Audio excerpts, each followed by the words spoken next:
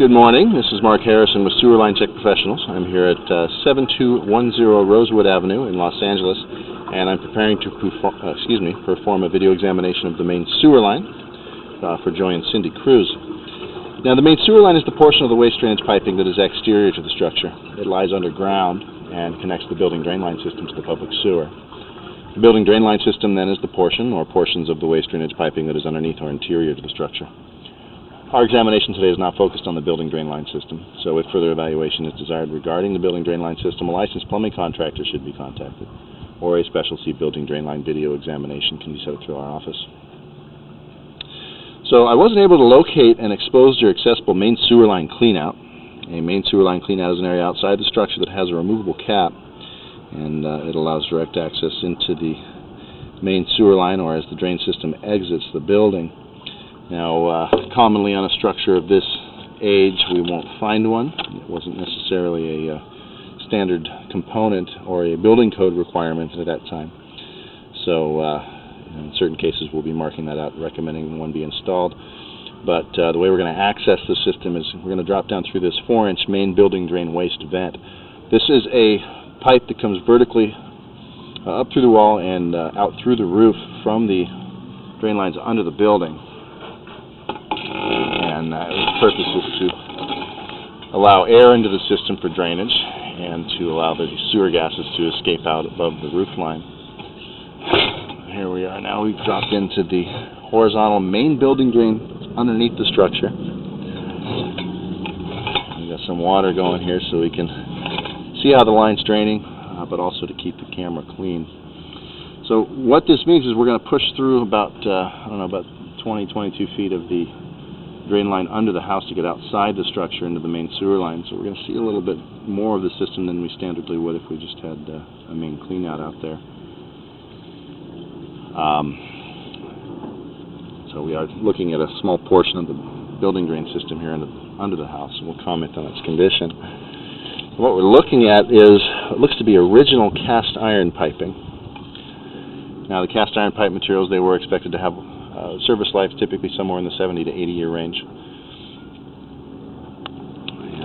we're definitely getting close to that range. What we're sitting in here is actually a low point under the house. You can actually see the pipe when you look underneath the sub-area access. You can see that it's settled down here and it comes back uphill. So you've got a section that holds water and debris.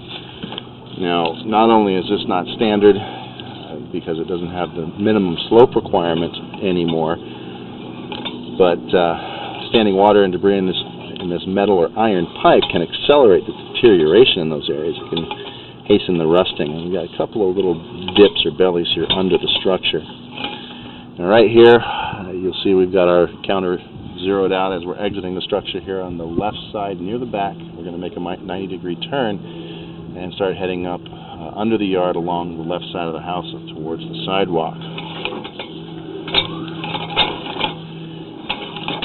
Now we're still in a cast iron pipe. This is going to be the original cast iron pipe here all the way out to the street around the curb face where it's going to change to a clay piping material. I see an opening here. Looks like they do have a clean out that's been covered or buried. Looks like we may have a series of clean outs here that if we really needed to, they could be exposed, extended to the surface. But looking at an old original cast iron pipe, you see here the bottom of the pipe is actually flattening out. That flat area is starting to get grooved out. These are all signs or indications and the evidence that the pipe is nearing the end of its useful service life. So typically what we're recommending in a case like this is that this old cast iron pipe be considered for upgrades when feasible. And being proactive can help to minimize the failures down the road. At a minimum, one would want to keep a closer eye on this with regular video examinations so that failures can be caught in an early stage and a more accurate future replacement date can be projected. But again, there is no real disadvantage to one being proactive and performing those upgrades when feasible. So we've made a steep drop there up by the sidewalk, and we're actually going to run out under the parkway there between the curb and the sidewalk before we change pipe materials here. It's going to happen shortly.